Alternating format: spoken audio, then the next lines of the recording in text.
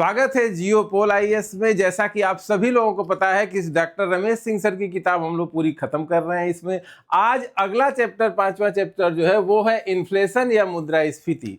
इस क्लास में हम इस बात को समझने की कोशिश करेंगे कि मुद्रास्फीति क्या होती है, इसका क्या परिणाम होता है और किन कारणों से ये होती है और इसका अर्थव्यवस्था पर क्या प्रभाव पड़ता है। ये सारे क्वेश्चन हम लोग इस क्लास में डिस्कस करेंगे। तो बहुत ही इंपॉर्टेंट क्लास होने जा रही है। इस क्लास में आप लोग जुड़े रहिए। सबसे पहले हम चलिए देखते हैं कि मुद्रास्फीति कहते किसको है। किसी समय अवधि में किसी अर्थव्यवस्था में मूल्य स्तर में होने वाली सामान्य वृद्धि को मुद्रास्फीति कहा जाता है। इसका अर्थ है मुद्रा की क्रय शक्ति में कमी। यह कीमतों के सामान्य स्तर में वृद्धि है जहां मुद्रा की एक इकाई प्रभावी रूप से पिछली अवधि की तुलना में कम खरीदती है। मुद्रास्फीति की दर प्रतिशत के रूप में व्यक्त की जाती है जो इंगित करती है कि देश की मुद्रा का मूल्य कम हो गया है। अब इस पूरे डिफिनीशन में कुछ चीजों पे हमको ध्यान देना है। सबसे पहली चीज,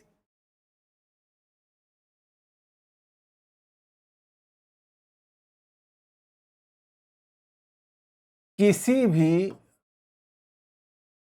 मूल्य वृद्धि को मुद्रास्फीति नहीं कहेंगे। पहली चीज आपको यही जानना है कि कोई भी किसी भी तरह का रैंडम अगर जो है मूल्यों में वृद्धि हो जाती है, कुछ चीजें महंगी हो जाती हैं कुछ समय के लिए, तो उसको मुद्रास्फीति नहीं कहते हैं। ये कहते हैं सामान्य मूल्य स्तर के, सामान्य मूल्य स्तर के, यानी सामान्य मूल्य स्तर अगर बढ़ता हुआ दिखता है, बढ़ता हुआ दिखे, और अगली चीज लंबे समय में, यानी कि अगर एक लंबे समय में 3 महीने 4 महीने 6 महीने की अवधि में इस तरह से दिखाई दे कि सामान्य मूल्य स्तर, यानी एक आदमी के जीवन को जीने के लिए जो सामान्य वस्तुएं हैं, एक बास्केट बनाया जाएगा जिसमें एक विशेष व्यक्ति या विशेष परिवार की जरूरत की सारी वस्तुओं को रखा जाएगा। अगर उन सब के मूल्य स्तर में, प्राइस लेवल में धीरे धीरे बढ़ने की प्रवृत्ति दिखाई दे रही है, एक लंबे समय तक बढ़ने की प्रवृत्ति दिखाई दे रही है, तो इसको मुद्रास्फीति कहते हैं। अगर किसी विशेष कारणवश 2-4 चीजें जैसे आलू, प्याज, टमाटर ये महंगा हो गया, तो ये मुद्रास्फीति नहीं है। एक सामान्य परिवार, एक हाउस होल्ड की यूज की बहुत सारी चीजें होती हैं, उन चीजों का एक प्रतिनिधि बास्केट बनाएंगे जिसमें फ्यूल भी होगा, फीस भी होगी, खाने पीने की सामग्री भी होगी, सारी चीजें होंगी। इन सब का एक मूल्य स्तर बनाएंगे। अगर उस प्राइस लेवल में बढ़ोतरी दिखती है टाइम टू टाइम एक लंबे समय तक, तब उसको बोलते हैं मुद्रास्फीति। ये होती है मुद्रास्फीति, इसको ध्यान में रखना है। इसका एक्चुअल अर्थ क्या होता है कि आने वाले समय में जैसे 100 रुपए में अगर 5 यूनिट वस्तुएं मिल रही हैं, ठीक है, और अगर मुद्रास्फीति 10% है पर ईयर, अगर एक साल में 10% हो गई है मुद्रास्फीति, इसका मतलब सीधा सीधा है कि अब 110 रुपए में 5 यूनिट वही चीज मिलेगी। सीधे सीधे मतलब यही है।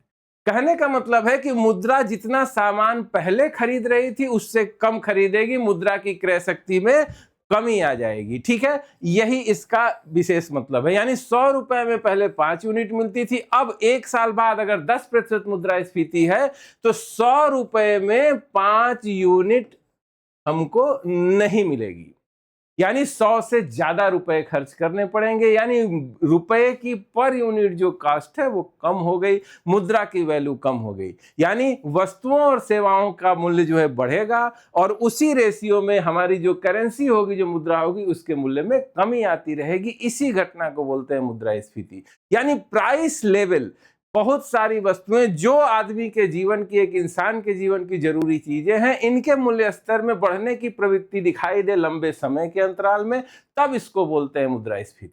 ठीक है, क्लियर हुई इतनी बात? आगे बढ़ते हैं। मुद्रास्फीति के 3 तरह के कारण होते हैं। मुद्रास्फीति 3 तरीके से बढ़ती है। पहला है मांग प्रेरित मुद्रास्फीति या डिमांड पुल इन्फ्लेशन। दूसरा है लागत जन मुद्रास्फीति या कास्ट पुश इन्फ्लेशन। तीसरा है संरचनात्मक मुद्रास्फीति या स्ट्रक्चरल इन्फ्लेशन। एक एक करके सबको समझते हैं। जैसे कि नाम से ही क्लियर है कि जब मांग प्रेरित मुद्रास्फीति की बात करेंगे, इसका मतलब किसी अर्थव्यवस्था में अगर मांग बढ़ जाती है, इस प्रकार की मुद्रास्फीति मांग में वृद्धि के कारण उत्पन्न होती है। ऐसी स्थिति अर्थव्यवस्था में वस्तुओं और सेवाओं की आपूर्ति उनकी मांग के सापेक्ष कम होती है। इसका मतलब है, आप जानते हैं कि अर्थव्यवस्था में मांग और आपूर्ति, इन्हीं दो चीजों से डिसाइड होते हैं मूल्य।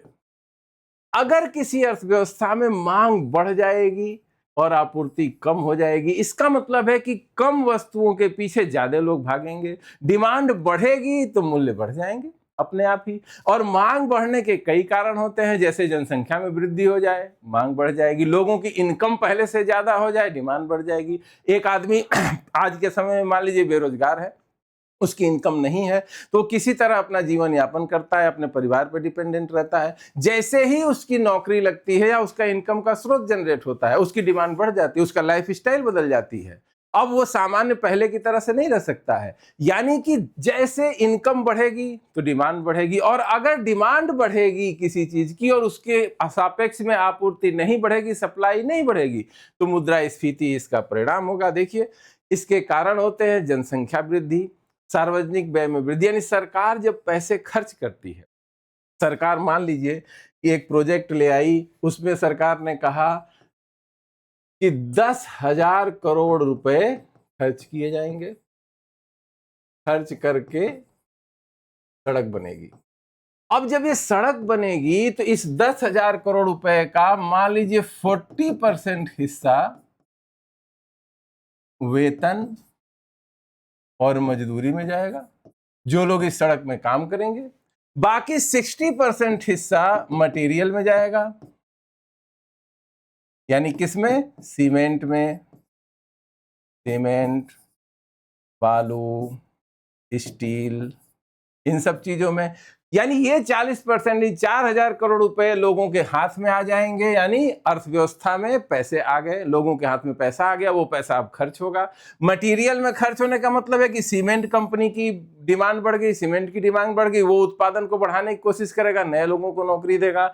यहाँ डिमांड बढ़ गई, बालू की डिमांड बढ़ गई, स्टील की डिमांड बढ़ गई। यानी अगर डिमांड बढ़ेगी तो ये लोग और लोगों को रिक्रूट करेंगे, अपनी उत्पादन क्षमता को बढ़ाने की कोशिश करेंगे। यानी अल्टीमेटली पूरा 10,000 करोड़ जनता के हाथ में आ जाएगा, और जनता के हाथ में पैसा आएगा तो वो डिमांड बढ़ाएगा, वो खर्च करने जाएंगे, अपनी जरूरतों को पूरा करेंगे। इसका मतलब कि सरकारी खर्च में जब वृद्धि होती है तब भी जो है मुद्रास्फीति बढ़ती है, मांग बढ़ती है अर्थव्यवस्था में।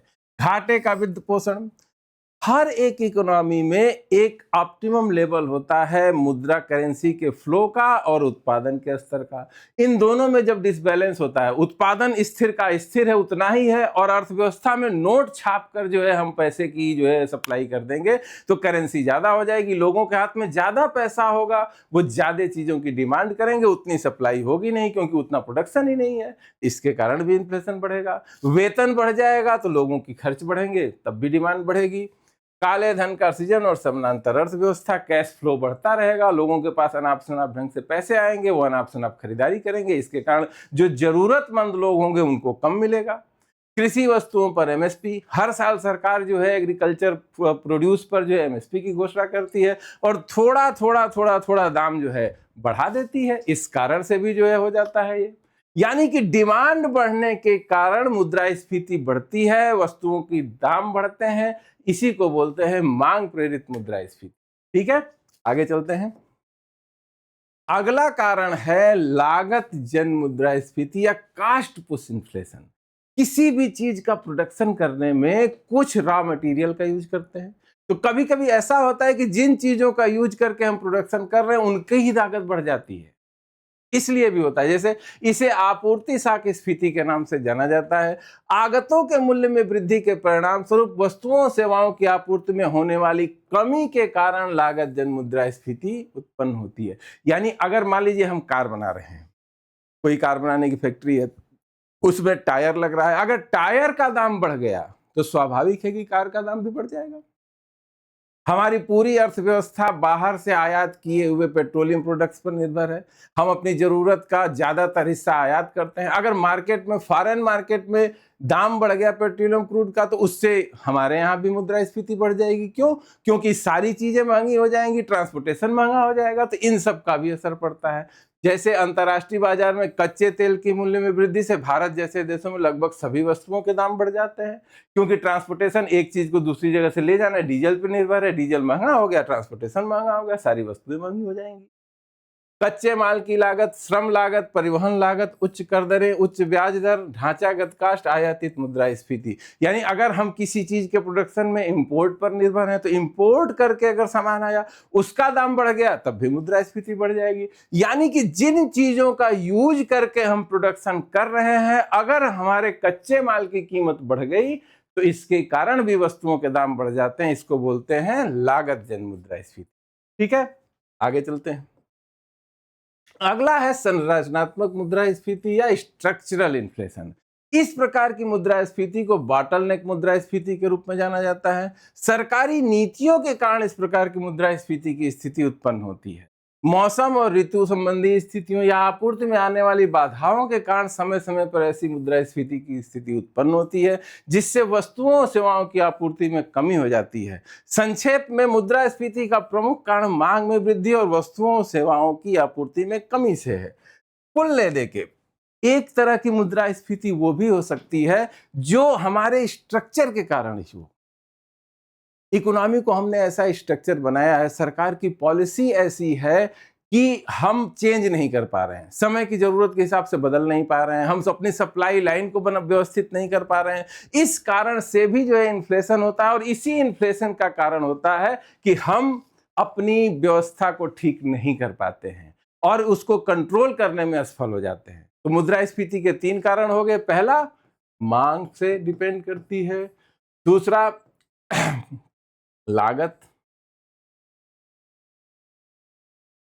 लागत पे, और तीसरा है संरचना पे। तो 3 तरह की मेनली मुद्रास्फीति मांगी जाती है। मांग बढ़ती है तो मुद्रास्फीति बढ़ जाती है। अगर जो इनपुट कास्ट है वो बढ़ जाती है, तो इसके कारण भी मुद्रास्फीति बढ़ जाती है। और स्ट्रक्चर के कारण, जैसे जिस समय प्रोडक्शन होता है खेती बाड़ी के मौसम में, जब सब्जियां जाड़े के समय में ज्यादा पैदा होती हैं, सब्जियों का दाम कम रहता है, उनकी कमी हो गई, मौसम बदल गया, अब जो है गर्मी में उतनी सब्जियां नहीं मिलेंगी, तो सब्जियों का दाम उस समय ज्यादा रहता है, तो खाद्य मुद्रास्फीति इस कारण से भी बढ़ जाती है। तो वो स्ट्रक्चर के कारण होता है। इसमें सरकार की पॉलिसी भी हो सकती है, हमारे यहाँ की ज्योग्राफी, हमारे यहाँ का मौसम भी इसका जिम्मेदार हो सकता है। ठीक है, चलिए आगे बढ़ते हैं। टाइप्स ऑफ इन्फ्लेशन, मुद्रास्फीति के प्रकार बहुत ही इंपॉर्टेंट है, बार बार परीक्षाओं में पूछा जाता है। तो सबसे पहला प्रकार है रेंगती या नम्र मुद्रास्फीति। इसको क्रीपिंग या मॉडरेट इन्फ्लेशन कहते हैं। यह लंबी अवधि में कम मुद्रास्फीति दर है जो अर्थव्यवस्था के विकास के लिए आवश्यक है। वार्षिक दर लगभग 1 से 3%, यानी कि ऐसी मुद्रास्फीति दर जो 1 से 3% वार्षिक हो, धीरे धीरे बढ़ती रहे। ये कहा जाता है कि ये अर्थव्यवस्था में पॉजिटिव चेंज लाने के लिए जरूरी होता है। यानी किसी अर्थव्यवस्था में अगर मुद्रास्फीति 0 है, ये भी अर्थव्यवस्था के विकास के लिए हानिकारक होता है। इसलिए थोड़ा थोड़ा मुद्रास्फीति रहनी चाहिए। इसी को कहते हैं मॉडरेट या क्रीपिंग मतलब इन्फ्लेशन। ये 1 से 3% है। ये अर्थव्यवस्था के विकास के लिए आवश्यक माना जाता है। अगला है गैलोपिंग मुद्रास्फीति।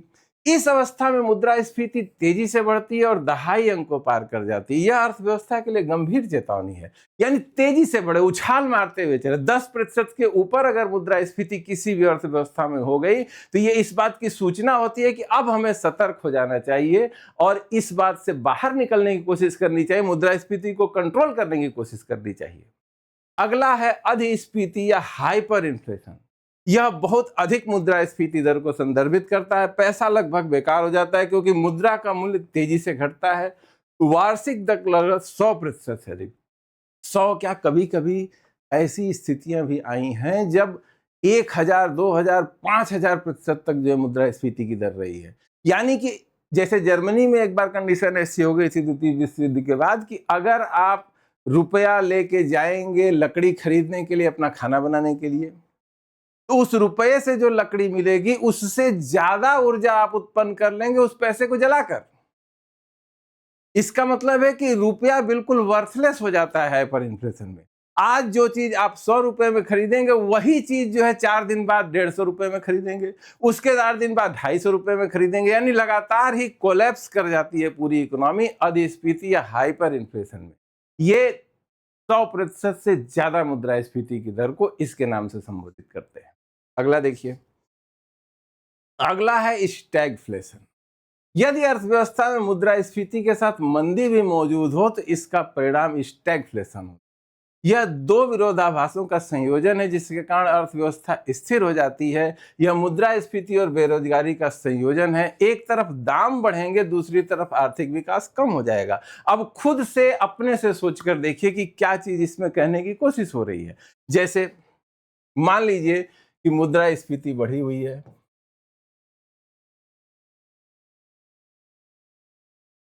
इसका असली मतलब क्या है कि मांग अधिक है,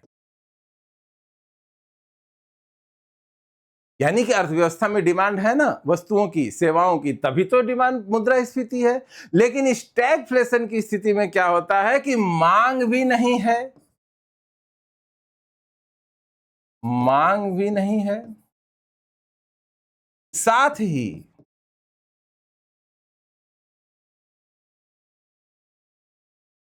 दाम भी बढ़ रहे हैं।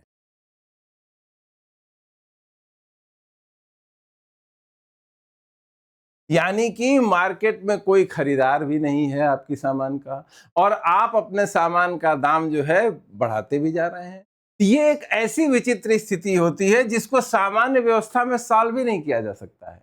अगर अर्थव्यवस्था में मुद्रास्फीति बहुत तेजी से बढ़ती है तो सरकार उसको कंट्रोल करने के लिए इंटरेस्ट रेट बढ़ा देती है। सरकार जो है ऐसा कर सकती है कि जो पब्लिक एक्सपेंडिचर को कम कर सकती है ताकि जनता के हाथ में कम पैसा रहे, लोग कम खरीदारी करें।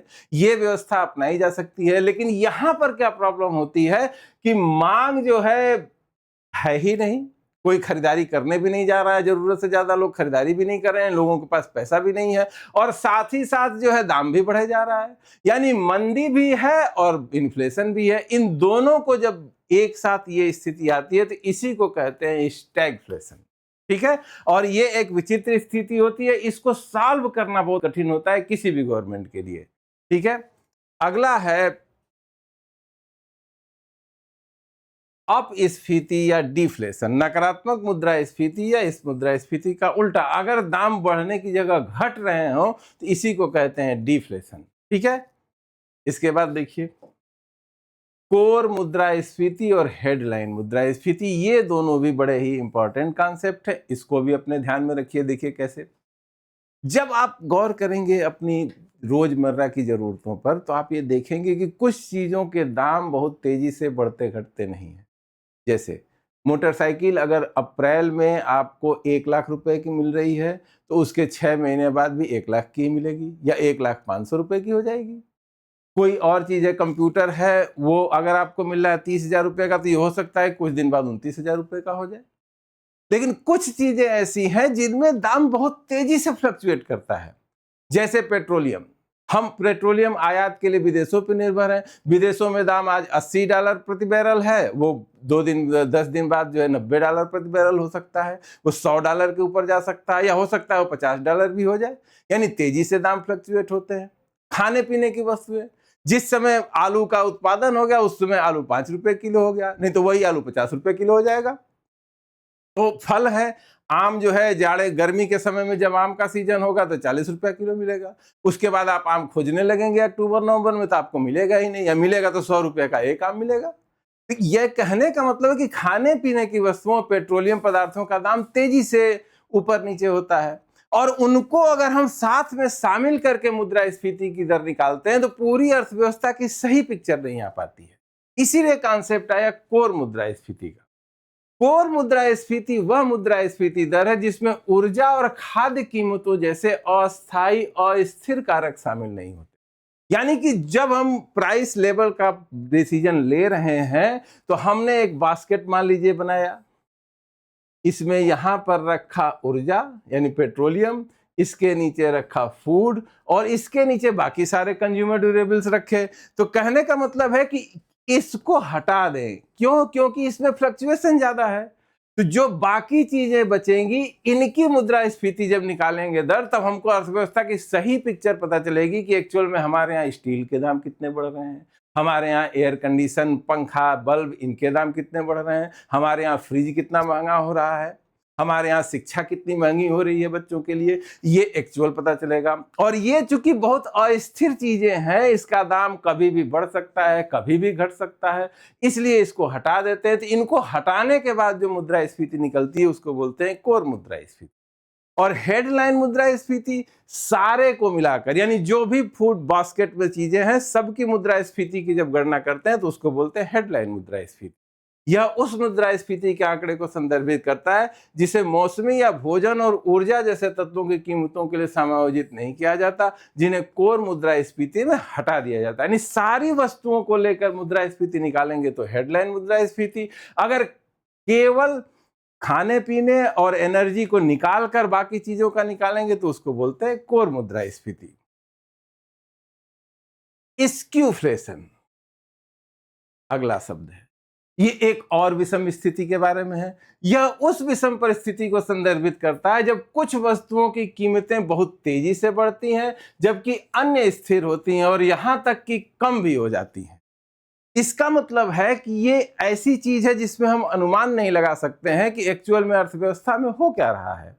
कभी ऐसा हो सकता है कि खाद्य वस्तुओं की मुद्रास्फीति बहुत तेजी से बढ़ रही हो और बाकी चीजों की मुद्रास्फीति कम हो रही हो। अगर हम मान लीजिए बास्केट बना रहे हैं इस तरह से, और यहाँ पर हैं फूड आइटम्स और बाकी सारे में अदर आइटम्स हैं, और अगर फूड इन्फ्लेशन बहुत तेज है और बाकी का जो है डिफ्लेशन की स्थिति में है, तो जब इसका एवरेज निकालेंगे तो हमको लगेगा कि बहुत सामान्य स्थिति है, यानी बहुत बेहतर कंडीशन में हम रह रहे हैं, ये हमको ऐसा दिखाई देगा, जबकि वास्तव में हमारी जनता बहुत परेशान होगी। इसी स्थिति को कहते हैं स्क्यूफ्लेशन, यानी कि जब कुछ वस्तुओं की कीमतें बहुत तेजी से बढ़ रही हैं, कुछ वस्तुओं की कीमतें स्थिर हैं या बिल्कुल बढ़ी नहीं रही हैं। तो ऐसे में इसको कंट्रोल करने के लिए कौन सा उपाय अपनाएंगे? अगर ब्याज दर को कम कर देंगे तो यहाँ पे स्थिति और खराब हो जाएगी। ब्याज दर को अगर बढ़ा देंगे कि ये कम हो तो फिर स्थिति और खराब हो जाएगी दूसरों के लिए। यानी कि ऐसे समय में सरकार के पास इसको कंट्रोल करने के ऑप्शन ही नहीं रहते हैं।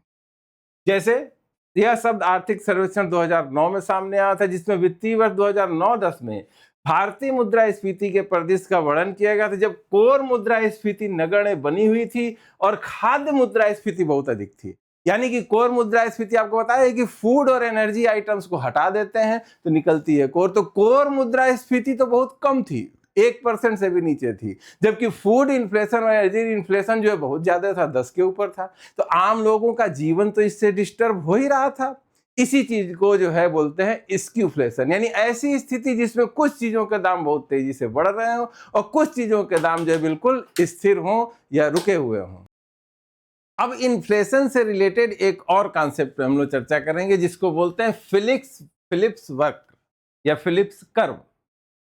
फिलिप्स वक्र की अवधारणा सबसे पहले न्यूजीलैंड के अर्थशास्त्री डब्ल्यू फिलिप्स ने 1958 में पेश किया था।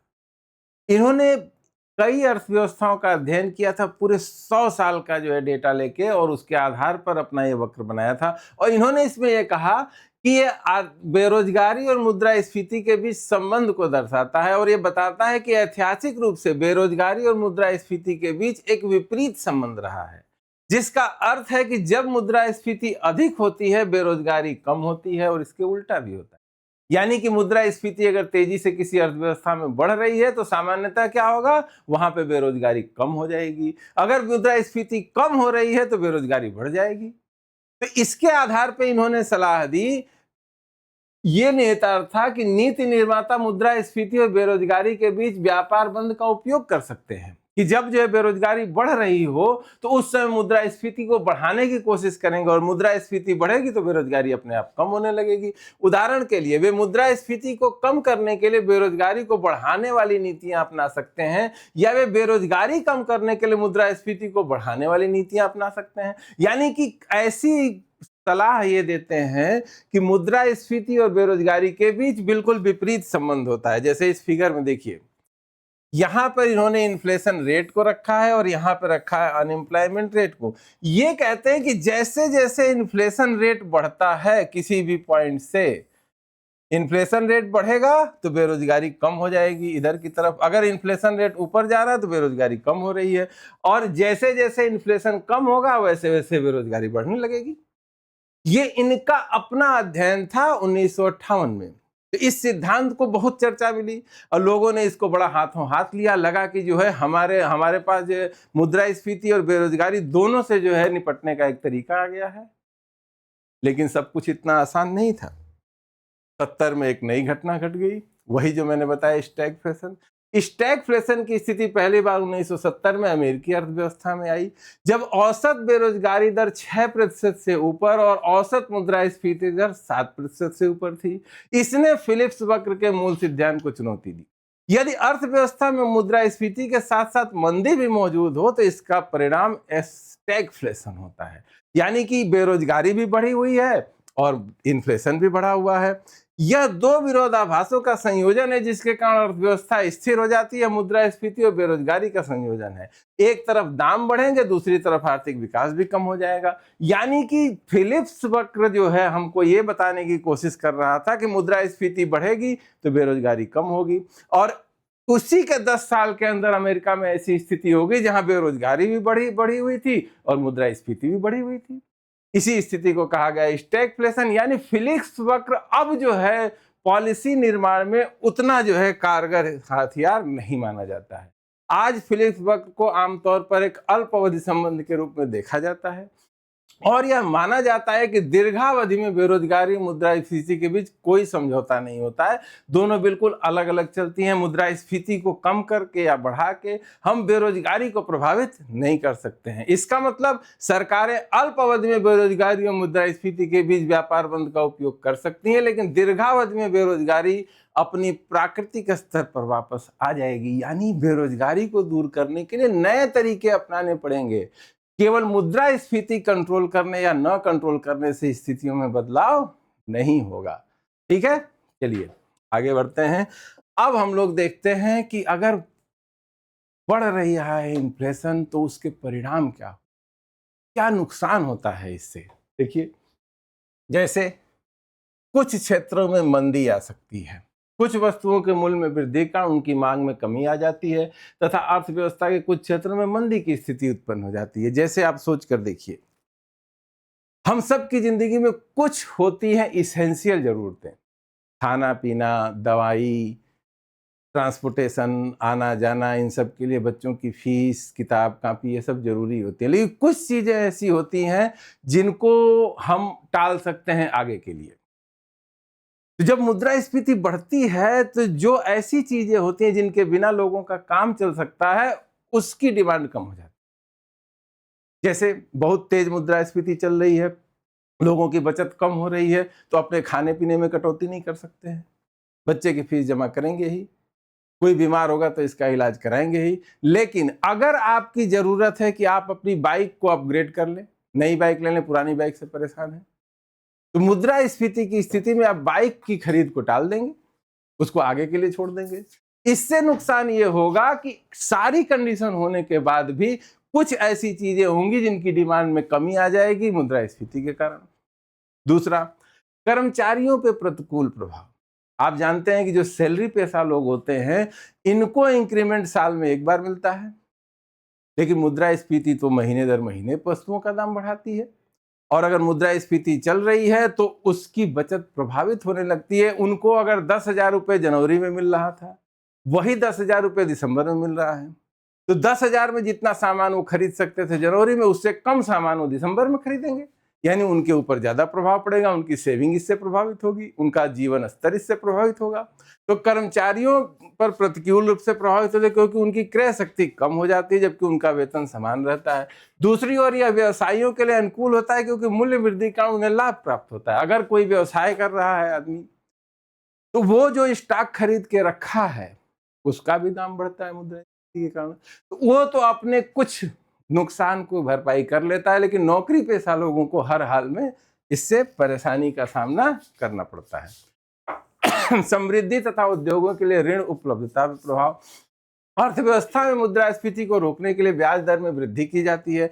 इससे उद्योगों के लिए उचित ब्याज दरों पर ऋण उपलब्धता में कमी हो जाती है, जिससे अर्थव्यवस्था का विकास प्रभावित होता है। मुद्रास्फीति से उधार देने वाले को नुकसान होता है, लेकिन उधार लेने वाले को फायदा होता है। जैसे आप देखिए, मुद्रास्फीति कंट्रोल करने पे भी जाएंगे ना, तो कंट्रोल करने का सबसे बड़ा तरीका है ब्याज दर बढ़ा देना। अब ब्याज दर में जब वृद्धि कर देंगे तो इसका स्वाभाविक मतलब है कि नए उद्योगों की स्थापना महंगी हो जाएगी, और जैसे ही नए उद्योगों की स्थापना में ज्यादा खर्च होने लगेगा, इसकी प्रॉफिटेबिलिटी प्रभावित होगी और लाभदायकता इसकी प्रभावित होगी। इसीलिए लोग नए एफर्ट नहीं करेंगे। इसीलिए कहा जाता है कि मुद्रास्फीति देश के विकास के लिए मतलब नुकसानदेह होती है। क्यों? क्योंकि लोन आदमी एक तो कम लेना चाहेगा, और दूसरा ब्याज दर बढ़ने के कारण लोन महंगा भी हो जाता है। इस कारण से भी प्रॉब्लम आती है। निर्यात पर प्रभाव। मुद्रास्फीति निर्यात को प्रतिकूल रूप से प्रभावित करती है, क्योंकि विदेशी आयातकों के लिए माल की कीमतें बढ़ जाती हैं। हमारे यहाँ इन्फ्लेशन 10% है, किसी दूसरे देश में 4% है। तो इसका मतलब है कि एक साल के अंदर जो है हमारा सामान जो है दूसरे देश के सामान से 6% महंगा हो गया। अगर मान लीजिए कि हमारे यहाँ से कोई सामान जो है अमेरिका जाना है 100 रुपए का, और उतने ही स्टॉक का दाम जो है फिलीपींस से भी जा रहा है 100 रुपए का, आज बराबर है। फिलीपींस में 4% है इन्फ्लेशन, हमारे यहाँ 10% है। तो एक साल बाद हमारा सामान 110 रुपये का हो जाएगा, उसका 104 रुपये का होगा। तो अमेरिका वाला वहां से खरीद लेगा। क्यों? क्योंकि हमारे यहाँ का स्टॉक महंगा हो गया। यानी निर्यात भी इससे प्रतिकूल रूप से प्रभावित होता है।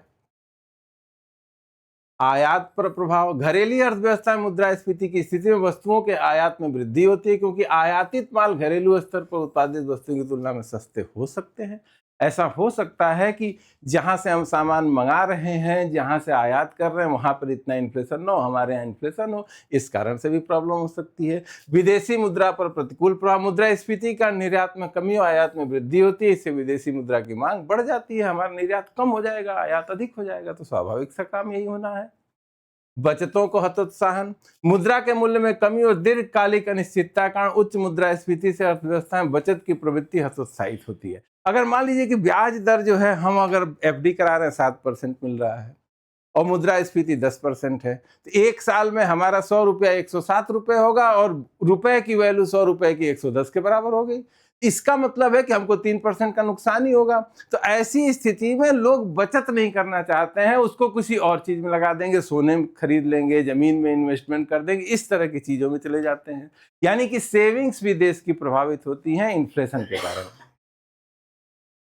असमानता में वृद्धि। वेतनभोगी कर्मचारियों की क्रय शक्ति और जीवन स्तर पर मुद्रास्फीति का नकारात्मक प्रभाव पड़ता है। इस प्रकार यह निर्धनों को और अधिक निर्धन बनाती है। जो लोग गरीब हैं, जो फिक्स्ड इनकम वाले हैं, उनके ऊपर ज्यादा प्रभाव पड़ता है। राजकोषीय घाटे में वृद्धि। मुद्रास्फीति सरकार द्वारा लिया गया ऋण भी अपेक्षाकृत महंगा होता है, जिससे राजकोषीय घाटा और बढ़ जाता है। सरकार जब ब्याज दरें बढ़ाएगी मुद्रास्फीति कंट्रोल करने के लिए, तो उसको भी तो ब्याज ज्यादा देना पड़ेगा। इस कारण से जो है फिस्कल डेफिसिट भी बढ़ जाता है। अब इसको रोकने के क्या उपाय होंगे? मुद्रास्फीति अगर बढ़ रही है तो उसको कैसे रोका जा सकता है? सरकार कैसे रोकेगी? तो सरकार के पास तो दो ही टूल हैं, एक मॉनेटरी पॉलिसी और एक फिस्कल पॉलिसी। दोनों का क्या असर होता है इसको देखते हैं। मौद्रिक उपाय या मॉनेटरी उपाय। किसी देश के केंद्रीय बैंक द्वारा मौद्रिक नीति द्वारा यह उपाय किए जाते हैं। इस पद्धति में अर्थव्यवस्था को मुख्यतः ब्याज दर द्वारा विनियमित किया जाता है।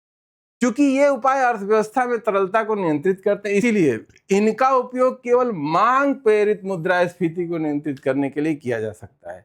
बाजार में मुद्रा आपूर्ति रोकने के लिए आरबीआई बैंक दर, रेपो दर आदि में वृद्धि कर सकता है।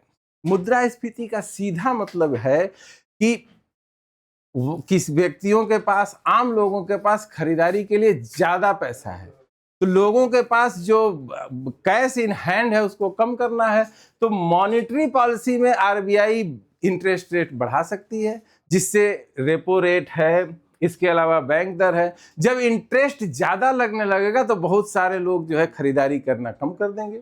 मान लीजिए किसी व्यक्ति को एक बाइक फाइनेंस करानी है और बाइक के ऊपर फाइनेंस पर 12% इंटरेस्ट लग रहा है। अब इसी बाइक पे 12% इंटरेस्ट है, इसके बाद अगर हम इसको देखें, अगर यही इंटरेस्ट रेट 15% हो जाएगा तो हो सकता है कि 10 लोगों में से 2 लोग ये फैसला करें कि हम अभी बाइक नहीं खरीदेंगे।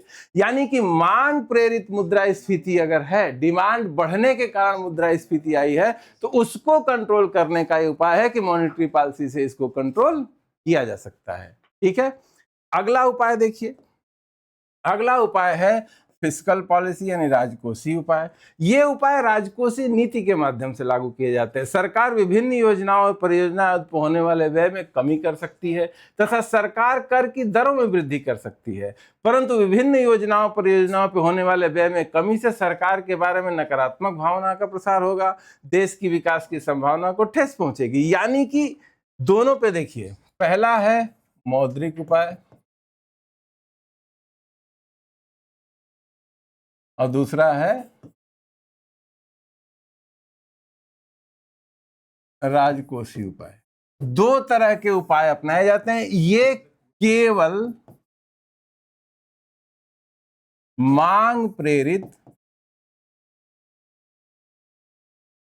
मुद्रा स्फीति को नियंत्रित कर सकती है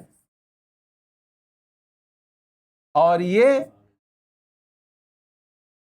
सरकारी खर्च पर नियंत्रण कर सकती है और कर में वृद्धि कर सकती है। अब दोनों ही चीजों की अपनी सीमा है। एक सीमा से ज्यादा अगर हमने इंटरेस्ट रेट बढ़ा दिया तो देश का विकास प्रभावित होने लगेगा, यानी बहुत ज्यादा इसमें भी कुछ नहीं कर सकते हैं। अगर सरकार सरकारी खर्च कंट्रोल करने की कोशिश करेगी, नए प्रोजेक्ट नहीं ले आएगी, नई सड़कें नहीं बनाएगी, तब भी विकास कम हो जाएगा। अगर कर की दर में वृद्धि करके हम जो है लोगों से पैसा सरकार अपने पास लेने की कोशिश करेगी, उनकी परचेजिंग पावर को कंट्रोल करने की कोशिश करेगी, तो इसका परिणाम ये होगा कि सरकार अलोकप्रिय हो सकती है। अगर सरकार डेवलपमेंटल खर्च नहीं करेगी, उसको कम करने की कोशिश करेगी, तब भी प्रॉब्लम क्रिएट होगी। तो मुद्रास्फीति को कंट्रोल करने का जो राजकोषीय उपाय है, इसकी भी अपनी सीमाएं हैं और मौद्रिक उपायों की भी अपनी सीमाएं। यानी कि दोनों ही परिस्थितियों में हम बहुत कुछ नहीं कर सकते। ऐसा नहीं कि सरकार एक बार जो है कोई कदम उठाएगी और तुरंत मुद्रास्फीति कंट्रोल में आ जाएगी। ठीक है, आगे देखिए। भारतीय अर्थव्यवस्था में वस्तुओं और सेवाओं के मूल्यों में होने वाले मूल्य परिवर्तन की गणना विभिन्न मूल्य सूचकांकों जैसे WPI या CPI द्वारा की जाती है। अब हमको ये भी देखना है कि मुद्रास्फीति क्या चल रही है, किस रेट पर चल रही है, इसका कैसे मेजरमेंट करेंगे कि हमारे यहाँ मुद्रास्फीति कितनी है। इसके लिए सूचकांक बनाए जाते हैं। ठीक है, पहला है होलसेल प्राइस इंडेक्स और दूसरा है कंज्यूमर प्राइस इंडेक्स। सभी सूचकांकों के लिए आधार वर्ष का उपयोग होता है और अवधि के आधार पर मुद्रास्फीति का मापन होता है। दो तरह का निकलता है, एक वार्षिक औसत। तो दो तरह से मुद्रास्फीति का मापन होता है। पहला है वार्षिक औसत मुद्रास्फीति दर और बिंदु दर बिंदु मुद्रास्फीति। वार्षिक में क्या करते हैं, ये पिछले 52 सप्ताह में मुद्रास्फीति की दर के औसत को दर्शाता है, यानी पूरे साल भर में कितनी मुद्रास्फीति रही है ये पता चलती है वार्षिक औसत मुद्रास्फीति दर से। बिंदु दर बिंदु मुद्रास्फीति का मतलब है कि यह पिछले वर्ष के एक विशेष सप्ताह और चालू वर्ष के समान सप्ताह के मध्य मुद्रास्फीति की दर में परिवर्तन को दर्शाता है। यानी जैसे अक्टूबर का पहला हफ्ता 2024 का और 2025 का, 2023 का जनवरी का पहला हफ्ता और 2024 का जनवरी का पहला हफ्ता, यानी सेम पीरियड को सेम पीरियड से जो है मिलाते हैं। इसको बोलते हैं बिंदु दर मुद्रास्फीति। क्यों ऐसा करते हैं? क्योंकि जो प्रोडक्शन पैटर्न है, जो कंजम्पशन पैटर्न है, वो समय के हिसाब से बदलता रहता है। मौसम के हिसाब से चीजों का उत्पादन बढ़ता है, इसी के आधार पर जो दूसरी चीजें भी बदल जाती हैं। तो हम दोनों ही तरह के मुद्रास्फीति को निकालते हैं और कंपैरिजन करते हैं कि पहले की अपेक्षा इस साल जो है क्या परिवर्तन हुआ है। ठीक है, आगे चलते हैं। एक और तरीका है GDP डिफ्लेटर। ये मुद्रास्फीति को नापने के लिए यूज किया जाता है। इसमें चालू मूल्य पर GDP और स्थिर मूल्य पर GDP के मध्य अनुपात को देखा जाता है। इसमें पहला टर्म आता है नॉमिनल GDP यह चालू कीमतों पर उत्पादित वस्तुओं सेवाओं का मूल्य नापता है, यानी जो आज प्राइस लेवल है उस पे जो है जीडीपी निकालते हैं, इसको बोलते हैं नॉमिनल जीडीपी। और रियल जीडीपी यह किसी आधार वर्ष की कीमतों पे सभी वस्तुओं सेवाओं के मूल्यों को नापता है, यानी कि जितना भी प्रोडक्शन हुआ है गुड्स का और सर्विसेज का, उसका एक प्राइस निकालेंगे आज की प्राइस लेवल पे, और सारी चीजों का किसी फिक्स्ड ईयर के पर जो है निकालेंगे, उसको बोलेंगे रियल जीडीपी। और दोनों के बीच जब गणना करेंगे, जीडीपी डिफ्लेटर होता है नॉमिनल जीडीपी डिवाइडेड बाय वास्तविक जीडीपी इनटू 100। इससे पता चल जाता है कि वास्तव में उतनी ही चीजें अगर 2011 में पैदा हुई होती तो उनका क्या दाम होता, 2021 में उतनी चीजें कितनी दाम में है। तो दोनों प्राइस लेवल का हम कंपैरिजन कर लेते हैं और ये जान लेते हैं कि हमारे यहाँ किस रेट से इन्फ्लेशन बढ़ रहा है। ठीक है, अगला तरीका जो है वो है सूचकांकों का। और दो तरह के सूचकांक है, उपभोक्ता मूल्य सूचकांक सीपीआई और थोक मूल्य सूचकांक डब्ल्यूपीआई। सीपीआई का मतलब एक औसत परिवार द्वारा उपभोग की जाने वाली वस्तुओं और सेवाओं की प्रतिनिधि टोकरी की लागत का प्रतिनिधित्व करना। सीपीआई में भारत 4 प्रकार के हैं, यानी कि किसी भी परिवार में जो भी सर्विसेज और वस्तुएं यूज की जाती हैं उनका एक बास्केट बनाते हैं और उसके प्राइस लेवल की और देखते हैं कि उसमें कितना परिवर्तन आ रहा है। हमारे यहाँ मेनली 4 तरह के सीपीआई यूज होते हैं। पहला है कृषि श्रमिकों के लिए सीपीआई एल, इसका आधार वर्ष है 86-87।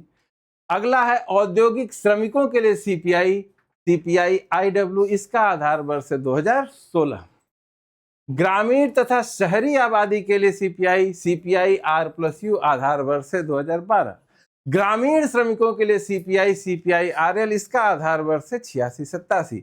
इसमें आप लोगों को याद रखना है कि सीपीआई एल का आधार वर्ष क्या है 86-87, सीपीआई आईडब्ल्यू का आधार वर्ष है 2016, सीपीआई आर+यू यानी शहरी और ग्रामीण आबादी का जो सम्मिलित है उसका है 2012, सीपीआई आरएल का है 86-87। इसमें एक चीज और याद रखनी है कि सीपीआई एल और सीपीआई आईडब्ल्यू और सीपीआई आरएल का डेटा श्रम मंत्रालय के श्रम ब्यूरो द्वारा बनाया और रखा जाता है, जबकि सीपीआई आर+यू का डेटा सांख्यिकी और कार्यक्रम कार्यान्वयन मंत्रालय के तहत केंद्रीय सांख्यिकी कार्यालय द्वारा बनाया और रखा जाता है। ये क्वेश्चन इससे पूछा जाता है, इसलिए आप लोग इसको ध्यान रखिएगा। ठीक है, आगे देखते हैं। सीपीआई में नए परिवर्तन भी किए गए, इसको भी जानिए।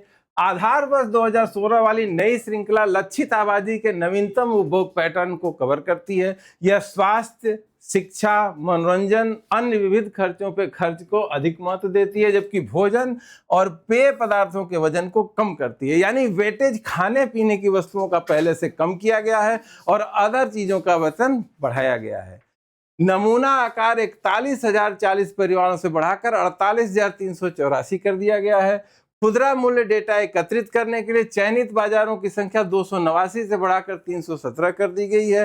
सूचकांक टोकरी में वस्तुओं की संख्या 463 हो गई है। तो वस्तुएं कितनी हैं 463, बाजार कितने हैं 317, और जो परिवार हैं जिनका डेटा इकट्ठा किया जाएगा वो है 48,384। यानी कि अब जो हम सीपीआई इंडेक्स बना रहे हैं उसका डेटा और ज्यादा बढ़ा कर लिया जा रहा है। ठीक है, अगला है थोक मूल्य सूचकांक या डब्ल्यूपीआई। पहला थोक मूल्य सूचकांक 10 जनवरी 1942 के हफ्ते के लिए बनाया गया था भारत में। डब्ल्यूपीआई एक सूचकांक है जो खुदरा स्तर से पहले चरण में वस्तुओं की कीमतों में बदलाव को मापता है और ट्रैक करता है। यह वाणिज्य और उद्योग मंत्रालय के आर्थिक सलाहकार कार्यालय द्वारा प्रकाशित किया जाता है। इसका आधार वर्ष है 2011-12। डब्ल्यूपीआई की निरंतरता, गुणवत्ता और समयबद्धता में सुधार के लिए उपयुक्त पद्धतिगत हस्तक्षेप की सिफारिश करने हेतु पहली बार एक तकनीकी समीक्षा समिति का गठन किया गया है। यह समिति ये देखेगी कि डब्ल्यूपीआई में बेहतर से बेहतर डेटा इकट्ठा हो और सही पिक्चर जो है लोगों के सामने आए।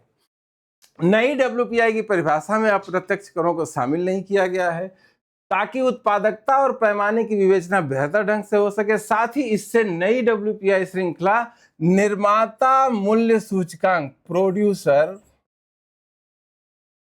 प्राइस इंडेक्स, अभी हम लोग इसको देखेंगे।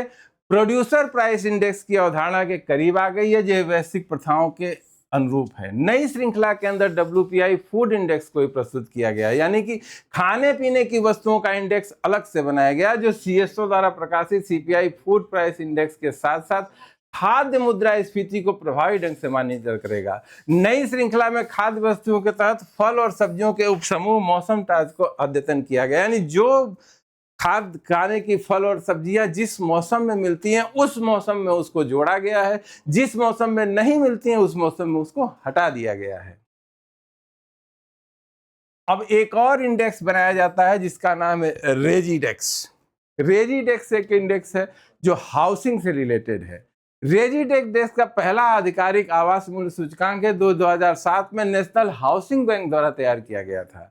NHB रेजिडेक्स नीति निर्माताओं, बैंकों, हाउसिंग फाइनेंस कंपनियों, बिल्डरों, डेवलपरों, निवासी व्यक्तियों आदि को सक्षम बनाता है कि वो तिमाही आधार पर भारत के विभिन्न शहरों में आवास की कीमतों की गति पर नजर रख सकें।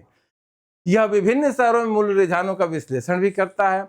इसका आधार वर्ष 12-13 तथा डेटा स्रोत बैंक और गृह ऋण कंपनियां और बाजार सर्वेक्षण के आंकड़े हैं, यानी कि हाउस के प्राइसेज में कितनी वृद्धि हो रही है और किस तरह से उसके दाम बढ़ रहे हैं, इसको जानने के लिए रेजिडेक्स बनाया गया है। ठीक है, तो कुल ले दे के हम लोगों ने आज की क्लास में इन्फ्लेशन को पढ़ा, इन्फ्लेशन के कारण देखे। तो इन सारी चीज़ों को आप बेहतर ढंग से पढ़िएगा और हमारे चैनल पे जुड़े रहिए। अब अगला चैप्टर जो लेके हम लोग अपनी अगली वीडियो में आएंगे, तब तक के लिए थैंक यू।